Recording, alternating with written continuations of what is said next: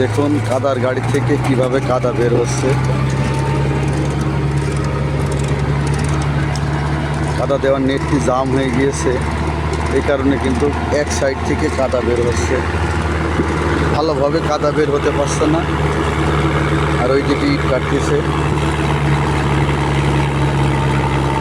ঠিক আছে। নেট জাম হয়ে যায়, তাই গাড়ির খুব প্রেশার পড়ছে। যখন নেট জাম হয়ে যায় অনেক প্রেশার পড়ে গাড়ি।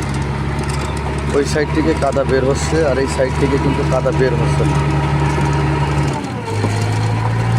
কি অবস্থা দেখেছেন, নেট পুরো জাম হয়ে গিয়েছে। এখন সে দুই জায়গাতে কাদাটা আনলোড করবে। দেখুন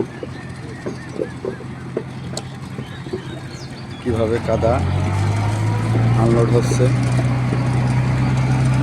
নেট পুরো জাম হয়ে গিয়েছে।